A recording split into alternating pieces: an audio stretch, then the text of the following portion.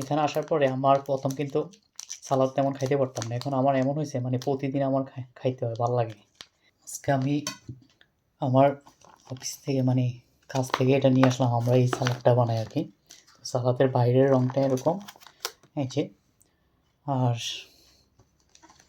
আমি আমাদের অফিসে দুপুরে এই লাঞ্চটা আমি কিনে নিয়ে আসলাম, মানে আজকে আমি আর রাতে রান্না করব না। তো এটা গরুর মাংস দিয়ে, সম্ভবত আলু দিয়ে করছে আর কি, ডিটেলস লেখা নাই। তো এমন খাবার খাওয়াবো যেটা বলা যায় আর কি, যে মাঝে মাঝে হয় না যে রান্না করতে ইচ্ছা করতেছে না, তো পাইলাম সুযোগে নিয়ে আসলাম আর কি। সালাদে কী কী আছে আপনাদেরকে আমি এখনই দেখাবো। সালাদে কী কী আছে, সালাদটা আমি আগে একটা প্লেটে নিয়ে আনি। এখানে আপনার অলিভ আছে, সরি, এখানে অলিভ আছে, তারপরে চিজ আছে, ঠিক আছে। আর একটা আছে আপনার ড্রেসিং, মানে এটা আপনার সস আর কি বলা যায়, এরকম কিছুই, ঠিক আছে। তো আমি সালাদটা আগে নিয়ে আনি। সালাদটা আমি আগে এই যে একটা প্লেটে নিয়ে নেব। এই সালাদটার মধ্যে কী কী আছে আমি সব নেব না একসাথে, বেশি হয়ে যাবে। তো আমি এতটুকুই খাবো,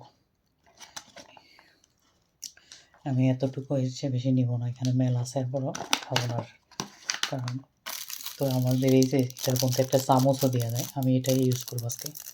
চামচটা আমি রাখলাম প্লেটে।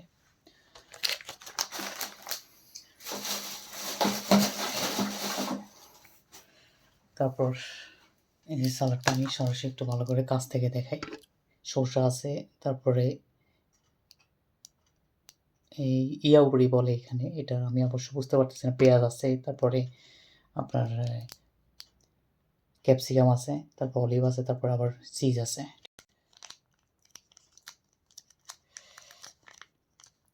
এখানে আসার পরে আমার প্রথম কিন্তু সালাদ তেমন খাইতে পারতাম না। এখন আমার এমন হয়েছে মানে প্রতিদিন আমার খাইতে হয়, ভাল লাগে। আসলে মানুষ যে অভ্যাসের সাথে একটা হয়, মানে যুক্ত হয়ে যায় কখন কীভাবে, যে এটাই স্বাভাবিক।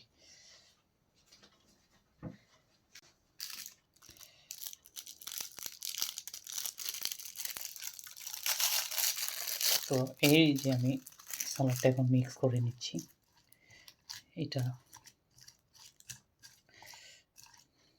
অলিভ আছে অনেকগুলো, আমি সবগুলো অলিভ খাবো।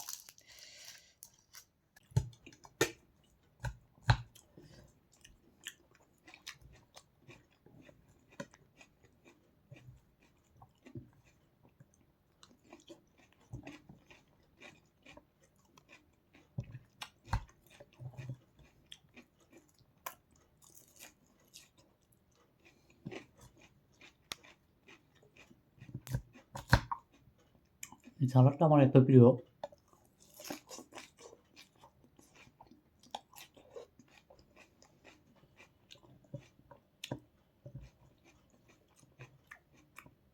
আমার বন্ধু এই সালাদটা খায়। দেশে এই সালাদের নাম হলো কিরিক্কালাইনেন। আমি আবার বলি কিরিক্কালাইনেন।